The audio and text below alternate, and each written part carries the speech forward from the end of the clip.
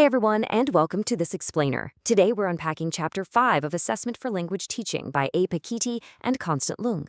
I'm joined by two fantastic colleagues to help break down some absolutely crucial theoretical and technical concepts. Because at the end of the day, everything we do in assessment comes down to one thing: purpose. Let's dive right in.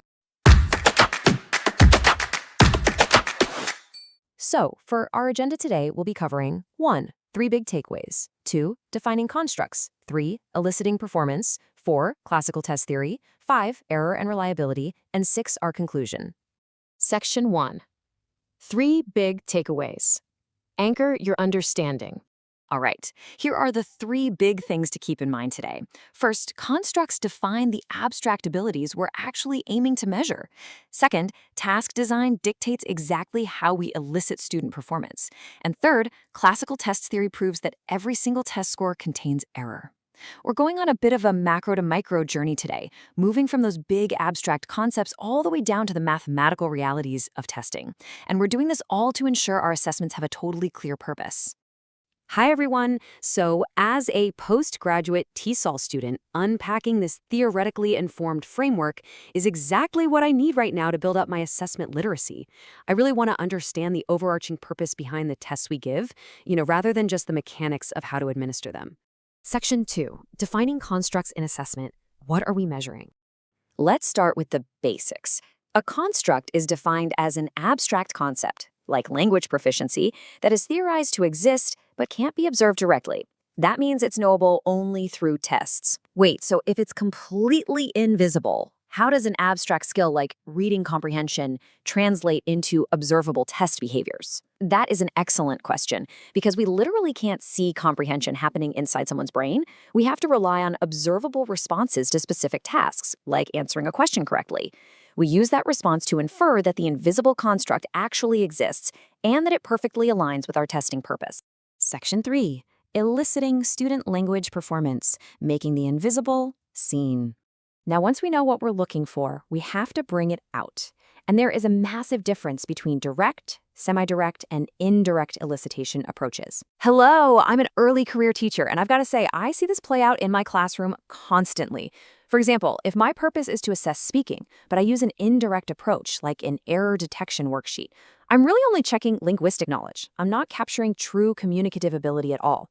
The test format restricts what I'm actually trying to observe. Okay, I always get completely tripped up by the terms integrative and integrated tasks. Can we clarify this? Absolutely. It's a common mix-up. The book gives a really great distinction. An integrative task relies purely on internal knowledge. Think of a closed gap fill task where a student uses their internal vocabulary and grammar to fill in a blank. An integrated task, on the other hand, uses external stimulus materials. So for instance, listening to a lecture and then writing a response based on it, you're integrating multiple external sources to perform the task. This brings up a huge challenge for me when I'm grading. Selected response tests, like multiple choice, are incredibly fast and easy to grade, but constructed response tasks, like essays, where students actually create their own answers, are just so much better at capturing a student's true productive skills. The intended purpose of the assessment really has to dictate the method we choose, even if it means more work for us. Section 4. Classical test theory, psychometric realities. Now for the heavy hitter. Classical test theory, or CTT, is a psychometric measurement theory that focuses on the accuracy and consistency of connecting an observation to an underlying construct. I'm curious though, since it was developed in the early to mid 20th century, why is an older theory like CTT still relevant for us today? Because it perfectly conceptualizes abstract errors in educational settings. It gives us a really solid framework to understand that what we see on a test is never, ever the whole picture. So the absolute core of this theory is this formula. A test score equals a true score plus an error score. In other words, a student's observed score, the actual grade on their paper, is a combination of their real, true ability plus all these interfering, totally irrelevant factors that we just call error. Section 5. Measurement error and reliability. When measurement fails. Let's ground this theory in reality. Take a student of mine, Jay.